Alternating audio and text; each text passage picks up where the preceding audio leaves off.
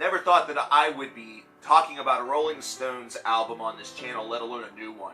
Now, this is a brand new studio covers album by the Rolling Stones. It's entitled Blue and Lonesome. I want to speak about it just briefly. You may wonder why I even cover it, considering I traditionally do heavy metal, but I am a fan of the blues, and I am a fan of the Stones, and that's in spite of the fact that this band could have not released this album or any other album for the remainder of their career and not have been just as happy, considering they have nothing left to prove. But it's cool that they still want to put out some new music. They still kick ass live. So Blue and Lonesome is a blues cover album, as I just mentioned, and it has a lot of feature toward the Chicago blues sound, and it's one that includes songs that are written by the likes of Buddy Johnson, Howlin' Wolf, Memphis Sam, Willie Dixon, and the like. There are many names here that will be familiar to music veterans, as well as will be very well respected and revered by blues fanatics. So what's cool about this album is that we are in the age where sonically that wall of sound is everywhere. It's from the likes of Rick Rubin records all the way into the metal community. Even country is employing some of these tactics. But with this album, the Rolling Stones could have easily succumbed to that to make the blues sound more bombastic than ever before, but instead they aim for a little bit of that pop and hiss that you would hear on an old-time, single record, either that or an old-time LP.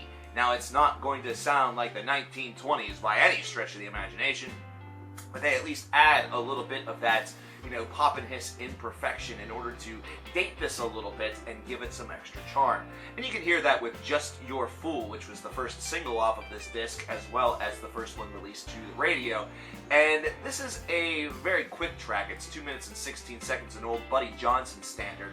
And you can hear Mick Jagger's harmonica on this and how imperfect that even sounds. This is something that could have easily been cleaned up and dressed up and everything, but they leave in those subtle pieces where maybe the harmonica was blown a little too hard. There's a little bit of that clipping at the top for anybody who's been in audio, especially bad audio like what I have.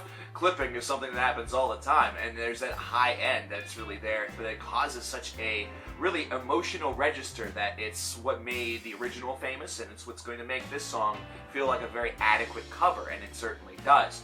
But I have to praise very quickly a pair of tracks on this album that feature Eric Clapton doing some guitar work, and that's Everybody Knows About My Good Thing, which was originally done by Miles Grayson and Lerman Horton, or written, should I say. And then I Can't Quit You Baby, which is an old Willie Dixon standard. Those two tracks are phenomenal, mainly because whenever it comes to the blues, I'm a big Bonamassa fan. I'm a big Gary Clark Jr. fan. I like the old standards, but I also like what this new school is able to give to it, and that sort of slow, almost jam blues style that really is featured within that sort of very slow register that almost builds and crawls and then hits a crescendo. These two tracks really show that. I love that, and these two tracks are handled expertly. They bring in Clapton to really deliver an extra little oomph on the guitar. The bass on this is just thumping around as it should, thanks to a great session musician. That gentleman deserves a lot of praise for his performance. It's just very well done. They're very well handled. The twinkling of the keys, even the harmonica, everything just feels like it should. It feels like this was the Rolling Stones essentially looking at a gentleman such as Bonamassa or Gary Clark Jr. or anybody who is thinking about the blues in their own musical repertoire and saying, hey, look at these songs, look at what we can do it better. Like Adam Blompier or something. What's incredible about this disc is also Mick Jagger's voice.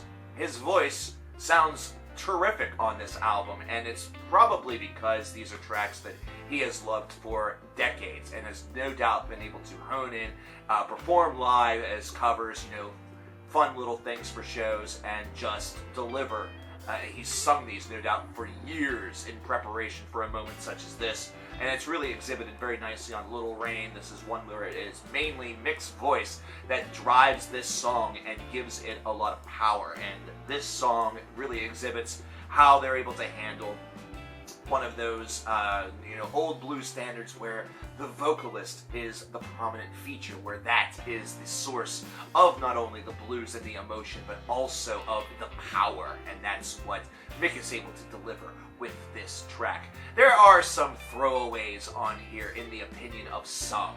There are a lot of songs that are going to maintain that traditional blues veneer. You're not going to get a very different sounding track time and time again. Instead, this is one that really captivates and sort of runs the blues gamut a little bit, and there are a lot of similar sounds, but it is something that it's a bit marvelous that these twin pair of 70-year-old music veterans of 6 decades are able to give this much heart and soul and emotion. It gives you a lot of throwback feelings to a guy such as Tony Bennett, who's nearing, I think, 90 and is still just singing like he is in his 50s or 40s or younger. The Rolling Stones exude on this album that same sort of youthful ambition. They might not be jumping and running around anytime soon, but they are certainly still strutting their stuff and certainly still strumming the blues, which was always a prominent sort of sub-species within their own sound. They are still strumming them with a lot of power, and they still strum with a lot of grace. This is an album I really don't want to give a score to, but I would give it a recommendation to a couple of people. Rolling Stones fans are a given, and you guys are already going out and no doubt purchasing this album in droves, so I need not tell you anything. Blues fans may want to scope this out because it is a nice exhibit of history. It is a nice exhibition of blues that are done by aging practitioners that have a lot of veteran instincts. And also, anybody who is curious as to where to maybe begin with the blues, or how to deliver the blues if you are maybe considering blues as part of your sound, you may want to study up with albums such as this one, albums such as Blues of Desperation by Joe Bonamassa, either that or his older tomes such as Slow Gin. Gary Clark Jr. has a lot to offer, Johnny Lang, and then, of course, nothing will be able to substitute for the originals, the Johnsons, the Howlin' Wolves, and the like of the world. So this is an album that might be a good starting point from a band that you already know, as opposed to sort of going into unexplored territory with your first dive in.